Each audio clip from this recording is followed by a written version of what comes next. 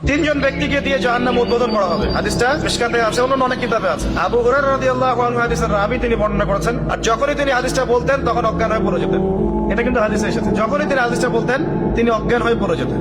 যে তিনজন ব্যক্তিকে দিয়ে জাহান্নাম উদ্বোধন করা হবে, তার প্রথম ব্যক্তি হচ্ছে একজন শহীদ, যাকে টাকা হবে, বলা হবে তোমাকে এসব নিয়ামত দিয়েছিলাম, পৃথিবীতে কি করেছিলে? সে বলবে আমি আমার পুরো জীবনটা আপনার জন্য দিয়ে দিয়েছি। আল্লাহ পাক বলবেন ক্যালিদ, মিথ্যা কথা বলছো, বরং এই কারণে জীবন দিয়েছো, এই জন্য যুদ্ধে গিয়েছিলে যে মানুষ তোমাকে অনেক বড় বীর বলবে।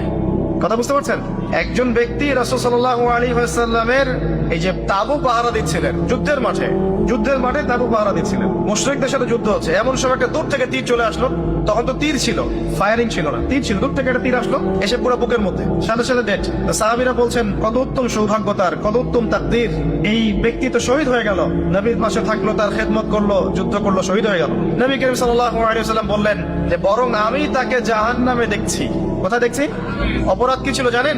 তাকে জিজ্ঞাসা করা হলো কি অপরাধ ইয়া রাসূলুল্লাহ? নবী সাল্লাল্লাহু আলাইহি ওয়াসাল্লাম বললেন, সাল্লাল্লাহু আলাইহি ওয়াসাল্লাম তিনি বললেন যে এই ব্যক্তি গনিমতের মাল থেকে একটা চাদর চুরি করেছিল। গনিমতের মাল বুঝেন? যুদ্ধ লব্ধ সম্পদ। এই গনিমতের মাল থেকে একটা চাদর কাউকে না বলে নিয়েছে। এই একটা চাদর আত্মসাৎ করার কারণে নবীর সাথে যুদ্ধ করেও সে জাহান্নামে চলে গেল। নাউযুবিল্লাহ।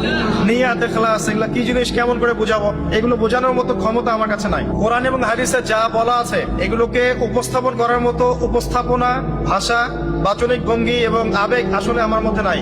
আমার মনে হয় না যে কোরআন এবং হাদিসে যা আছে হুবহু এই জিনিসটা রাসূল সাল্লাল্লাহু আলাইহি ওয়াসাল্লাম সাহাবায়ে কেরাম ছাড়া অন্য কেউ বুঝাতে পারবে। কিয়ামতের মাঠ কি জিনিস এটা বোঝানোর মতো ভাষা আমাদের কাছে নাই। বুঝতে পারি পড়লে, কিন্তু বুঝাতে পারি না। তো এই হচ্ছে বাস্তবতা। কোথায় কি করেছো? আমার পুরো জীবন দিয়ে দিয়েছি। মিথ্যা কথা। তুমি এই জন্য জীবন দিয়েছো যাতে মানুষ তোমাকে বড় বীর বলবে, জাহান্নামে যাও। সে কিন্তু আল্লাহর রাস্তায় জীবন দিয়েছে। আরেকজন ব্যক্তি দানশীল, অনেক দান করেছে, দাতা আদেন তাই, দান করতে করতে অবস্থা খারাপ। আল্লাহ পাক বলবেন কি করেছো? সব সম্পত্তি দান করে দিয়েছি। মিথ্যা কথা বলছো, এই জন্য দান করেছিলে যাতে মানুষ তোমাকে অনেক বড় দাতা বলে, জাহান্নামে যাও। আরেকজন ব্যক্তি কি করেছো? দিনের জ্ঞান অর্জন করেছিলাম, হাফেজ ছিলাম, আলেম ছিলাম, কারি ছিলাম, বক্তা ছিলাম, ইত্যাদি ইত্যাদি, মানুষকে দিনের পথে ডেকেছি। আল্লাহ বলবেন নাউযুবিল্লাহ, আল্লাহ বলবেন এই জন্যই কাজ করেছিলে যে মানুষ তোমাকে অনেক বড় আলেম বলবে, হাফেজে কোরআন বলবে, কারি বলবে, শায়েখ বলবে, ইত্যাদি ইত্যাদি, জাহান্নামে যাও। এত সহজ না ভাই। প্রথম বিষয় হচ্ছে নিয়াত ঠিক করা, ইখলাস ঠিক করা, কলব আগে পরিষ্কার করা। কিছু ইবাদত দেখেন দেহের সাথে সম্পৃক্ত। আপনি নামাজ পড়ছেন, রোজা রাখছেন, হজ করছেন, তাই না, যাকাত দিচ্ছেন, এগুলো কিন্তু ফিজিক্যালি এবং ইকোনমিক্যালি আপনি করছেন। কিন্তু আপনার অন্তর, কলব, আত্মা বলে একটা কথা আছে, এই আত্মার পরিশুদ্ধি না হলে ইবাদত কিন্তু বৃথা। এই আত্মায় এবং কলবের মধ্যে যদি অহংকার থাকে, হিংসা থাকে, রিয়া থাকে, লোক দেখানো বিষয় থাকে, অন্যের গীবত, তহমত, সমালোচনার সংস্কৃতি থাকে, বিদ্বেষ থাকে মনের মধ্যে, এটা কিন্তু ভিতরের ব্যাপার, তাহলে আপনার বাহ্যিক ইবাদত নষ্ট হয়ে যাচ্ছে।